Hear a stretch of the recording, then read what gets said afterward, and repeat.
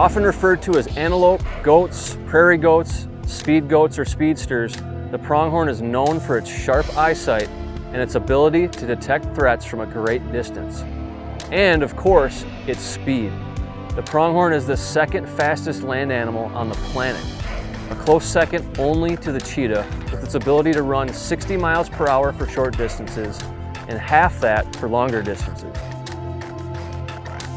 Chasing a pronghorn is a futile attempt for any predator, but during my first rifle hunt for these handsome animals, I plan to catch up with one with a high velocity Nosler.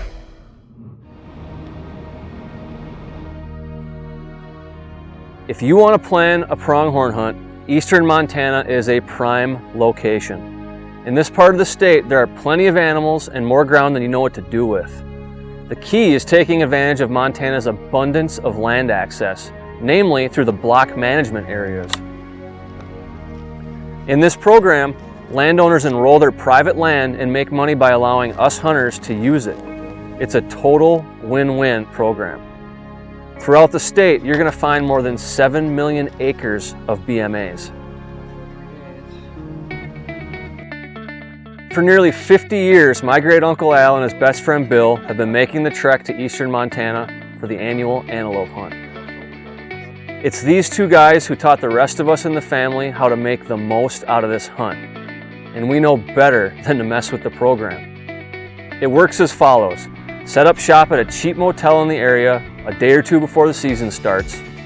Spend that time signing up for BMAs while simultaneously glassing and scouting.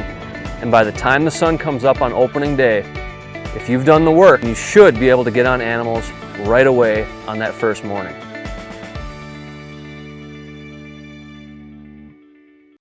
The Hunger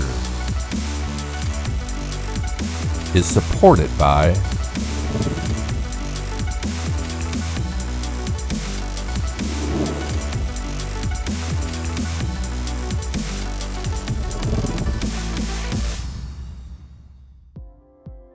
Spot, stalk, and repeat. If your rifle's dialed in and you're confident in shooting out to 300 yards, you're gonna get your goat. And sometimes it can happen quickly. Now, I'd bow hunted in this area for 2 consecutive years prior to this hunt, but I'd waited 4 years to draw my rifle tag. I was eager to kill an antelope, but at the same time, I wasn't in too much of a hurry because the preparation, the anticipation, all the things that go into the hunt are what really make it fun. However, it's a team effort, so I knew once my animal was on ice, I'd be able to join my Uncle Craig during his hunt.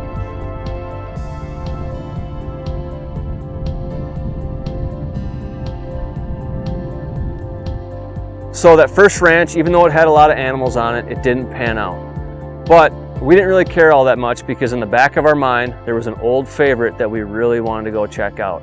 It's a ranch where my family has killed dozens of antelope over the years.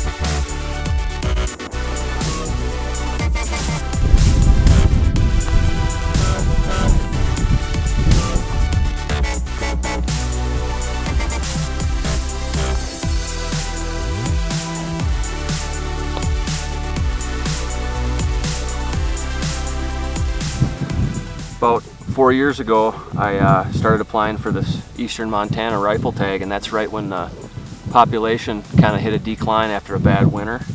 So prior to that, it was easy to get a tag, but then I had to wait 4 years right when I really wanted to do it. So it's been a long time coming.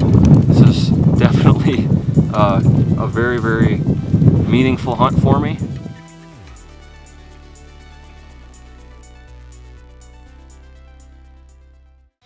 The Hunger is supported by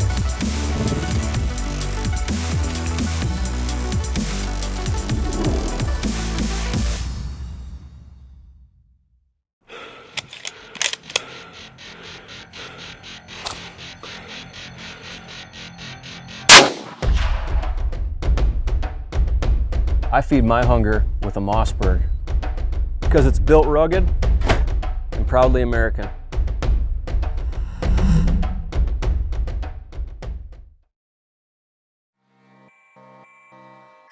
Today we had a really nice antelope loin.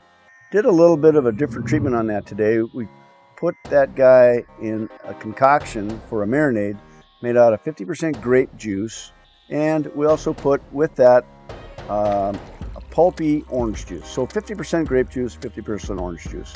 It was a nice thing. It sat in there all day, and that grape juice turned that whole loin just purple. Looked kooky as all get out, but it was good. What happens is the acids from those juices get into the meat and make it fork tender. It was wonderful. So after we got the marinade done, it went on the grill. After it was on the grill, flipped it over and got it to where it was just about past rare. After it was past rare, put a cooked and chopped portobello mushroom layer all over the top of it. Now that mushroom layer does quite the trick on steak. It turns that meat into a real earthy, wonderful flavor. And on top of that, we laid a layer of chipotle cheddar cheese and melted that whole thing down on there. It was a pretty sumptuous treat. Still could taste the meat. It was still antelope. It was still great, but it had a little added dynamic in there. And we did some squash that we got from our farmer. Cut it into little slices, threw it on the grill. Real simple.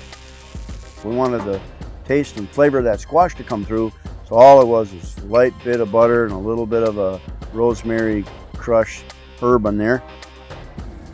Covered it with a little bit of butter as it cooked.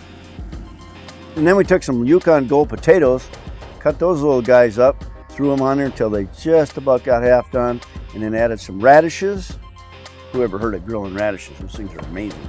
And also some Brussels sprouts. That whole concoction made for a nice complement to the steaks. There's no right or wrong way to do any of this stuff. Just get creative, have fun, try it. It's not the last meal you're ever going to eat, most likely. So do it again and do it again. Change it up. You learn stuff every time you cook. The Hunger is supported by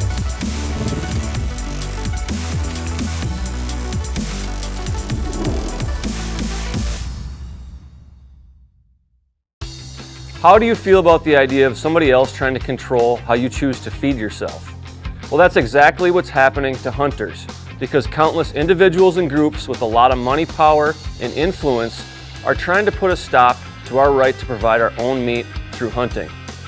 Thankfully, there's a group called the Sportsmen's Alliance that fights tooth and nail in Washington, D.C. and around the country every day of the week to make sure that anti-hunters don't make any ground.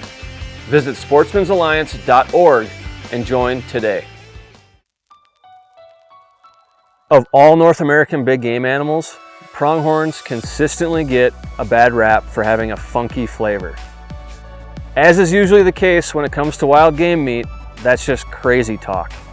In fact, out of all the wild animals I've had the pleasure of eating, I can honestly say pronghorn is at the top of my list. And as is usually the case, the excellent flavor I've experienced is a direct result of diligent game care. You have to field dress, skin, and get your goat chilled ASAP after it hits the dirt. The importance of making haste with these delicate animals cannot be overstated. When that first piece of pronghorn is transformed from flesh to food, you're gonna know exactly why you put in all that effort. Aside from the obvious rewards of taking part in a thrilling Western adventure, this hunt had a much deeper meaning to me. It was a rare opportunity for me to spend a week with my two uncles, the guys who taught me almost everything I know about hunting, killing, and processing game. I'd get to crawl through the sage with Craig, do some spotting and stalking. I'd get to spend priceless time at the meat pole with Uncle Al, where I'd gladly bite my lip and let him tell me for the 100th time how to do things, because somehow I still managed to learn something new from the old man every time. I had done my part to add some weight to my angle cooler, but now it was my uncle's turn. We were back in the game, ready to pound the pavement, kick up dirt, and spend some quality time behind our Nikon glass. And we packed our shotguns, so along the way we'd try to kick up some birds for a nice mixed bag.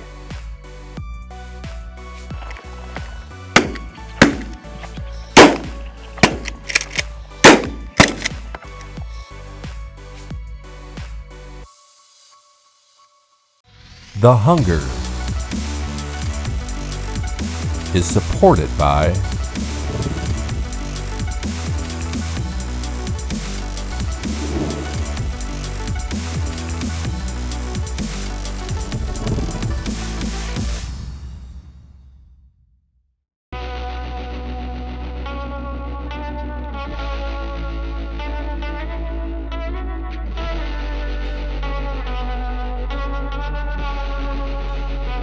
We had a great time on that second day, but Craig wasn't able to knock down a goat, so here comes the third morning, and we decided to check out some new country on a side of town that we're not really that familiar with.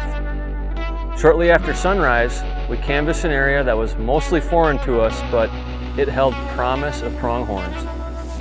Sure enough, we spotted a big herd on a BMA property and signed up for access to hunt it. Within 20 minutes, the stalk was on.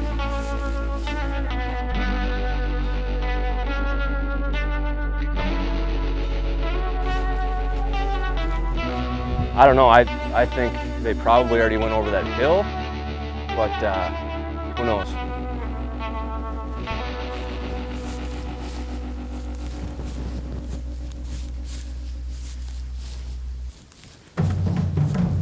Right there.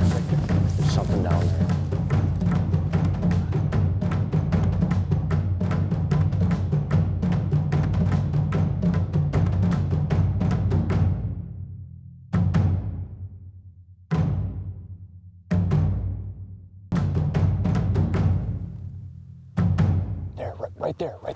Right there. There's a doe. There's a doe. Come on, Matt. I want to see the doe. Okay. He's gonna walk out right behind him. Are you ready?